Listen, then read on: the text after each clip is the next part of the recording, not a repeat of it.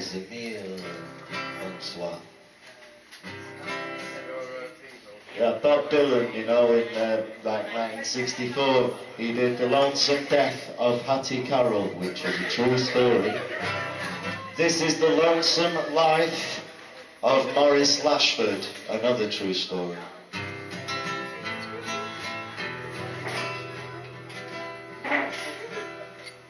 Judge Maurice Lashford fined poor Louisa Sewell with a pen that he twirled in his clean-shaven fingers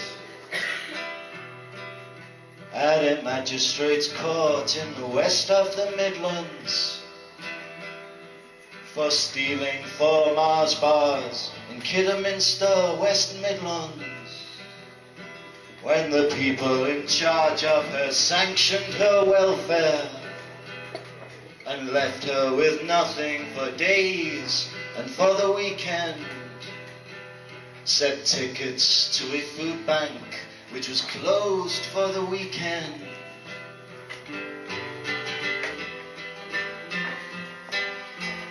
But you who philosophize disgrace and criticize all fears,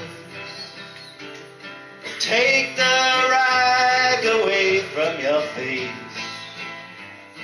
Now ain't the time for your tears.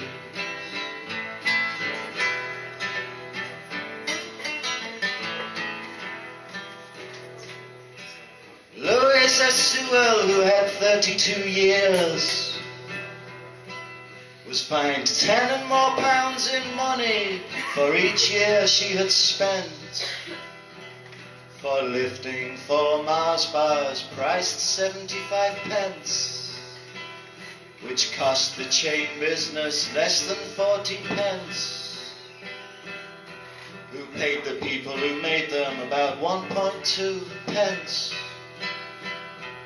which was the cheapest thing she could see, as the brief said in her defense. But that cut no eyes in the ice of those offended. Though Louisa pleaded guilty, she never lied nor pretended, and she turned up in court, she had not absconded. She was hungry, if she'd had the price in money, she'd gladly have spent it at their store. But you philosophize disgrace and criticize all the fears. Take the rag away from your face. Now is not the time for your tears.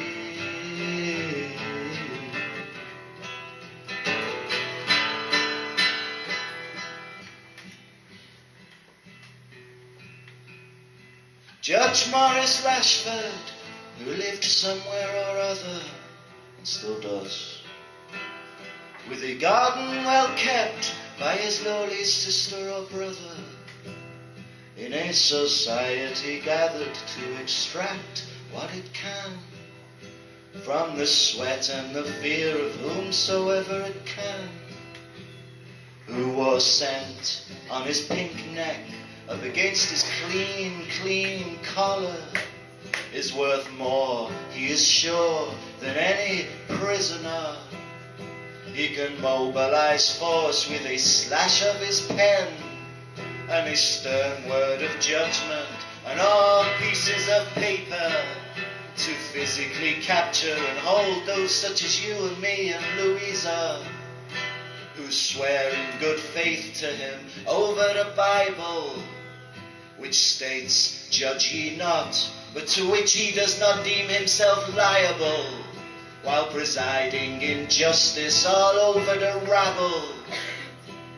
And he sits at a higher place at the top of his table than all of the others sitting lower down at the table, and believes in the flags and the honor of glory and the gold and the radiance in the Queen's coat of arms, and believes in the goodness of handing down hard to scumbags and peasants who are worth so much less than he is. Maurice Lashford is my name, he thinks, while he thinks what his name is. And he comes back to the present of his law's due processes, and looks down from his sandcastle at one of his prisoners, called Louis Sewell, who has taken 4 Mars bars, and who never, when arrested, ever even got to eat those Mars bars. And as he hands her sentence of money for which they will ring her, looks down from his high chair to where the officers bring her, and says, "We do not readily accept that someone would steal just from hunger. Just from hunger.